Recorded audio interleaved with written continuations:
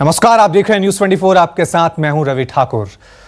धरती को जीवन का प्रतीक कहा जाता है, सूर्य को शक्ति का प्रतीक कहा जाता है, और इन दोनों के बीच आज चंद्रमा की एंट्री हो गई है। इसका हमारे जीवन पर क्या असर पड़ेगा, क्योंकि इस पूरी प्रक्रिया को सूर्य ग्रहण का नाम दिया गया है। साल 2020 का पहला सूर्य ग्रहण आज लग रहा है, और इस पर चर्चा करने के लिए स्टूडियो में हमारे साथ मेहमान भी बने हुए हैं। स्वामी चिदानंद सरस्वती जी परमार्थ निकेतन के अध्यक्ष हैं, साथ में पंडित दीपक दुबे एस्ट्रोलॉजर हैं, नंदिता पांडे एस्ट्रोलॉजर हैं, और साथ में रजा साहब भी हैं जो विज्ञान के नजरिए को समझाने की कोशिश करेंगे। गौहर रजा साहब, लेकिन सबसे पहले मैं एक बार फिर रुख करूंगा स्वामी चिदानंद सरस्वती महाराज का। चिदानंद जी, जब भी किसी भी ग्रहण का नाम सामने आता है तो डर की भावना एक आम व्यक्ति के मन में बैठ जाती है, चाहे वो चंद्र ग्रहण हो, सूर्य ग्रहण हो। क्या वाकई में ग्रहण से लोगों को डरने की जरूरत है? क्या वाकई जब भी कोई ग्रहण लगता है तो क्या धर्म के नाम पे लोगों को डराया जाता है, या सिर्फ ये कह सकते हैं कि हाँ, एक ऐसी प्रक्रिया होती है जिससे डरने की जरूरत नहीं, जिसे समझने की जरूरत है लोगों को? देखिए, न डरना न डराना धर्म के हिस्से हैं। ये दोनों धर्म के हिस्से नहीं है। धंधा हो सकता है लेकिन धर्म नहीं जी। इस समय तो हमें भय से मुक्त करना है लोगों को। धर्म भय मुक्त युक्त नहीं करता, भय से मुक्त करता है और भाव से युक्त करता है। एक बात, लेकिन मेरे मन में जो एक दूसरी बात चल रही है जो बहुत जरूरी है, और वो है कि हम इस समय में इस ग्रहण की बात कर रहे हैं। ये ग्रहण थोड़ी देर में पूरा हो जाएगा, और अभी कोरोना का ग्रहण आया, उसने हमारी जीविका को छीना। लेकिन अब जो ग्रहण आएगा वो महाग्रहण होगा जो हमारे जीवन पर ग्रहण लगाएगा। मैं उसकी चर्चा करना चाहता हूं, जिससे मोक्ष पाना बहुत जरूरी है, और वो है जब तक आबादी नहीं रुकेगी तब तक बर्बादी नहीं रुकेगी। पक्का मानिए, अब जो ग्रहण लगने जा रहा है, जो महाग्रहण होगा, वो होगा जनसंख्या महाग्रहण।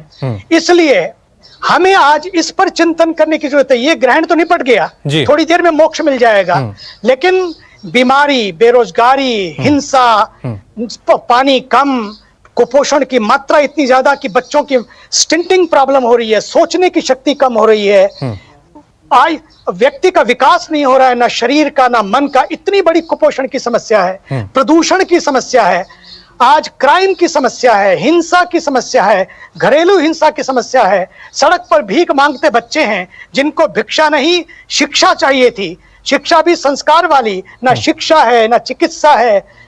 पूरी सरकार पूरी कोशिश कर रही है, लेकिन सारी कोशिशों के बावजूद आप पक्का मानिए कि जो सबसे बड़ा खतरा है वो है जनसंख्या का खतरा।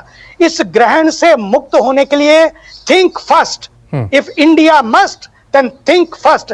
You have to apply your own logo. अपना own motto जो आपका है, think first. And News 24. I think today if we need something, News 24, News 24/7, news all the time, and news number 1 should be, let us talk about जनसंख्या control, population control. आज पानी की समस्या को अगर देखते हैं तो 2030 में पानी कम हो जाएगा, आधा पानी कम हो जाएगा पीने का। कहां से लाएंगे पानी, कहां से लाएंगे धरती, कहां से लाएंगे जंगल? इसलिए मुझे लगता है कि हम दो, हमारे दो और सबके दो।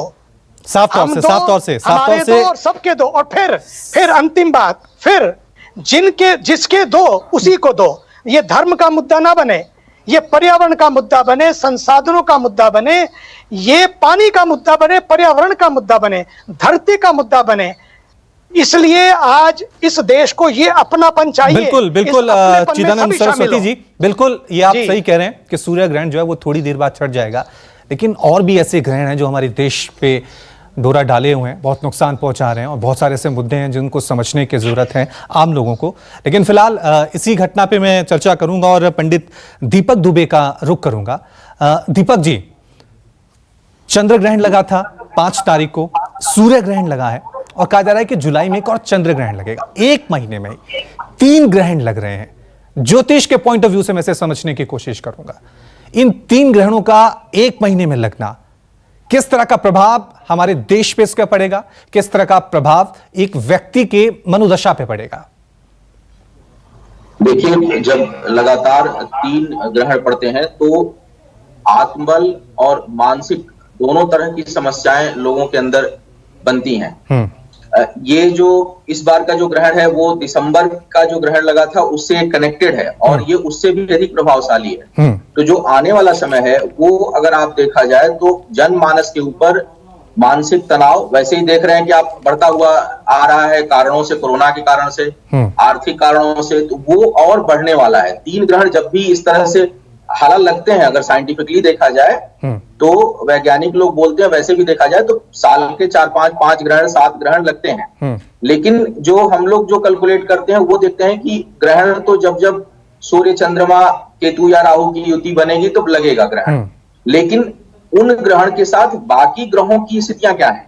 बाकी में है अशुभ स्थिति में, इसीलिए सभी ग्रहण बहुत नकारात्मक नहीं होता। लेकिन कुछ ग्रहण ऐसे होते हैं जो बहुत अधिक नकारात्मक प्रभाव देते हैं।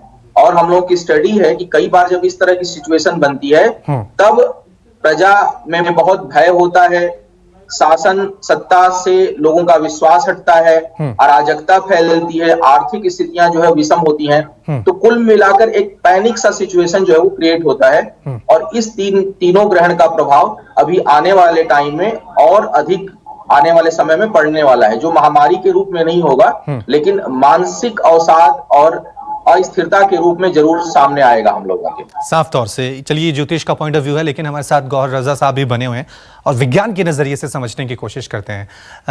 रजा साहब, भारत एक ऐसा देश है जहां आस्था अपनी जगह है, धर्म अपनी जगह है, उनकी आस्था विश्वास अपनी जगह है, लेकिन यहाँ के नौजवान तर्क तथ्यों पर भी बातचीत करते हैं, यानी विज्ञान के नजरिए से भी इसको समझने की कोशिश करते हैं।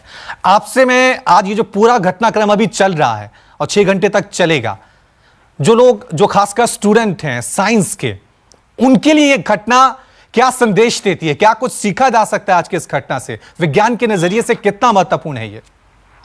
इससे पहले कि मैं आपकी बात का जवाब दूं, मैं ये देख रहा हूं कि 3 लोग ऐसे हैं जो ज्योतिष वाले हैं जी, और मैं एक साइंटिस्ट हूं जी। तो आज आपकी चैनल का जो झुकाव है वो साफ दिखाई दे रहा है किस तरफ है। मेरे ख्याल में और शायद साइंटिस्ट होते तो बेहतर होता आपकी चैनल के ऊपर। बहरहाल जो आपने सवाल पूछा है वो बहुत महत्वपूर्ण सवाल है। देखिए, सूर्य ग्रहण की एक अपने अंदर विज्ञान में बहुत महत्व रहा है जी, हमेशा से रहा है। विज्ञान को लेकर के हम ये जानते हैं पूरी तरह से कि सूरज जो है उसके चारों तरफ अगर धरती चक्कर लगाती है और चंद्रमा हमारे चारों तरफ चक्कर लगाता है तो उसको, उसका अध्ययन लगातार करते रहना बहुत जरूरी है जी। और सिर्फ थियरीज देने से कोई फायदा नहीं होगा। यानी मैंने कह दिया कि असर पड़ेगा तो पड़ जाएगा, मैंने कह दिया नहीं पड़ेगा तो नहीं पड़ेगा, मैंने कह दिया कि देश में आपत्ति आ जाएगी तो आ जाएगी, मैंने कह दिया नहीं आएगी तो नहीं आएगी। ये विज्ञान का रास्ता नहीं होता। ठीक, बात यह है कि सूर्य ग्रहण जो आज है, मैं साइंस के स्टूडेंट्स को खास तौर से बताना चाहता हूं, यंग जनरेशन को बताना चाहता हूं कि जो आइंस्टाइन ने थियरी दी थी, जिसको हम थियरी ऑफ रिलेटिविटी के नाम से जानते हैं जी, उसका बड़ा प्रमाण सूर्य ग्रहण के दिन मिला था जी। ये एक बहुत खूबसूरत कहानी है, साइंस के सारे स्टूडेंट्स को जानना चाहिए इस कहानी को, क्योंकि आइंस्टाइन ने ये कहा था कि लाइट की किरणें भी बेंड होती है, मुड़ जाती है। अगर कोई बहुत बड़ा गुरुत्वाकर्षण हो तो उसमें वो भी किरण मुड़ जाती है। इससे पहले तक मान्यता ये थी कि लाइट सीधी रेखा में चलती है और वो बेंड नहीं हो सकती, मुड़ नहीं सकती। अच्छा, ये प्रमाण लेने के लिए एक टीम गई थी यूके से अफ्रीका, जहां एक पूर्ण सूर्य ग्रहण होना था। और जब वहां से आकर के लौटे, इसके ऊपर एक बहुत खूबसूरत फिल्म भी बनी है। जब वो वापस आकर के लौटे तो उन्होंने अपनी जो इन्वेस्टिगेशन दिखाई, उसमें ये क्लियरली नजर आ रहा था कि जिस तारे को जहां होना चाहिए था वहां नहीं था, लाइट बेंड हो गई थी। ये पहला बड़ा प्रमाण था। तो सूर्य ग्रहण अपने अंदर बहुत महत्वपूर्ण चीज होती है साइंटिस्ट के लिए, साइंस एस्ट्रोनॉमर्स के लिए, हमारे जो एस्ट्रोनॉमी में महारत हासिल करना चाहते हैं, कुछ काम करना चाहते हैं। जब हम ये बातें करते हैं कि इसका असर ये पड़ेगा, उसका असर ये पड़ेगा, ये खाओ मत, वो पियो मत, वगैरह वगैरह, इस तरह की बातें करते हैं, तो फिर हम देश के नई नस्लों को 1000 साल पीछे और 1500 साल पीछे ले जाने की कोशिश करते हैं। ये हमने दूसरी सभ्यताओं में भी देखा है। हमारे यहाँ पिछले दिनों ज्यादा बढ़ गया है कुछ जो एंटी साइंस बातें हो रही हैं, जो भ्रांतियां फैलाने की कोशिशें की जा रही हैं, ये एंटी कॉन्स्टिट्यूशन है, ये हमारे संविधान के खिलाफ है। ठीक, हमारा संविधान कह रहा है बहुत, बिल्कुल बिल्कुल, ठीक है गौहर रजा साहब, आपका नजरिया सही है, क्योंकि आपने कहा कि पलड़ा आपका थोड़ा हल्का लग रहा है, तो आपको बता दूं कि आपका साथ देने के लिए हमारे साथ एस्ट्रोनॉमर यतिन मदान भी जुड़ गए हैं। यानी 2 वैज्ञानिक हो गए और 2 ज्योतिष शास्त्री हो गए। फिर भी अपने दर्शकों को बता दूं कि यहां कोई जंग नहीं चल रही है ज्योतिष शास्त्र बनाम विज्ञान की। हम सिर्फ 2 नजरिए जानने की कोशिश कर रहे हैं। एक विज्ञान का नजरिया है, वो सूर्य ग्रहण को किस तरह से देखता है, और दूसरा ज्योतिष का नजरिया है, वो इस पूरे घटनाक्रम को अपने नजरिए से किस तरह से देखता है। तो ये जंग नहीं है, एक चर्चा है जिसे आप अपने तरीके से समझ सकते हैं। तो जिस तरह से अभी रजा साहब ने कहा है कि बहुत सारी भ्रांतियां फैलाई जा रही हैं, इसी का जवाब मैं नंदिता से लेना चाहूंगा। नंदिता जी, विज्ञान पूरी तरह से जितनी भी ज्योतिष के मान्यताएं हैं, ज्योतिष के दावे हैं, उनको खारिज कर देता है। ज्योतिष को भी विज्ञान माना जाता है, लेकिन फिर भी तर्क और तथ्यों के मामले में क्यों ज्योतिष थोड़ा सा पीछे रह जाता है? बिल्कुल पीछे नहीं है। सबसे पहले तो मैं ये साफ करना चाहूंगी, ज्योतिष शास्त्र ऐसा शास्त्र है जो आज से करीबन लेट्स से 5000 साल पहले, गौहर साहब ने बोला कि चलो 1000 साल पीछे ले जा रहे हैं, 1500 साल पीछे ले जा रहे हैं, मैं आपको 5000 साल पीछे लेके जाती हूँ। और 5000 साल पहले जो हमारी जब ज्योतिषीय गणना थी, उसमें धरती को भूगोल कहा था। भूगोल यानी कि धरती राउंड है। आपके साइंस में जो प्रेजेंट विज्ञान है, जिसमें ईगो इतनी ज्यादा है कि आप एक कुछ सर्टेन एरिया के बियॉन्ड परसेप्शन जो हमें चीजें होती है, उसको ढूंढने के लिए आप तैयार नहीं होते या मानने के लिए तैयार नहीं होते। आपको 100 साल पहले तक का है, उससे पहले यानी कि आज से 200 साल पहले या 150 साल पहले भी आप ये मानते थे कि धरती फ्लैट है। तो मतलब उस वक्त में आज से 150 साल पहले अगर मैं आपसे इसी तरह की कोई चर्चा कर रही होती तो आप मेरे को नकारते, बोलते कि मैं बेवकूफ हूँ, मुझे पता नहीं है, पता नहीं कहाँ से कौन सा शब्द भूगोल लेकर के आ गई है। तो ये वो बात है कि संस्कृत में जो हमारे शास्त्र लिखे गए हैं उनको आपने ढंग से पढ़ा नहीं। उस वक्त में हमने पूरे सोलर सिस्टम का बखान किया। ज्योतिष शास्त्र पूरे सोलर सिस्टम को बताता है, धरती को एक सेंटर बांध करके कि उसके धरती में जो व्यक्ति है, जत पिंडे तत् ब्रह्मांड, यानी कि जहाँ आपका पिंड है वहाँ समस्त ब्रह्मांड समाया हुआ है। और उसी से बेस में करके वो बताता है कि आपका कौन सा प्लैनेट कितनी दूरी में, कितने डिस्टेंस में, कितनी डिग्री में घूमता है। जो सिडरियल एस्ट्रोलॉजी है, सिडरियल एस्ट्रोलॉजी जो हमारी वैदिक एस्ट्रोलॉजी है, उसमें हम अर्थ की 23 डिग्री टिल्टेशन को भी काउंट करते हैं, उसको भी डिडक्ट करते हैं, तब कैलकुलेशन होती है। तो आपका ये कहना कि ज्योतिष शास्त्र बिल्कुल निराधार है। ठीक है नंदिता जी, आपका मैं जवाब अब वैज्ञानिक यतिन मदान जी से लेता हूं। देखिए, विज्ञान अपनी परिभाषा इनको लेकर रखता है, सूर्य ग्रहण को लेकर, लेकिन ज्योतिष ये कहता है कि हमने हजारों साल पहले बता दिया था कि सौर मंडल में 9 ग्रह हैं, किस तरह से पूरा ये प्रक्रिया होती है। हो सकता है उनका समझाने की प्रक्रिया जो हो वो विज्ञान की तरह नहीं है, उनका अपना तरीका था लोगों को समझाने का, कहानियों के जरिए उन्होंने समझाने की कोशिश की। तो क्यों आखिरकार विज्ञान जो है वो ज्योतिष की बात को खारिज करता है? नहीं, देखो, मेरा ऐसा मानना है, जैसे सर ने भी बोला, कि विज्ञान जो चलता है वो प्रूफ पे चलता है। अब ज्योतिष शास्त्र, हम ये नहीं बोलते कि सारी बातें गलत है, कि बिल्कुल ही हर बात गलत है, ऐसा हम नहीं बोलते। लेकिन जिस बात का प्रमाण नहीं है वो वैज्ञानिक कम्युनिटी नहीं मानेगी। कैसे मानेगी? जैसे कि हमने कोई रेडिएशन नहीं देखे, बस सूरज के आगे चंद्रमा आ जाता है। आप इसको ऐसे समझ सकते हैं कि आपके घर पे एक लाइट है, उसके आगे आप कुछ रख दो, उसकी परछाई पड़ रही है, तो उस लाइट को कुछ फर्क नहीं पड़ेगा।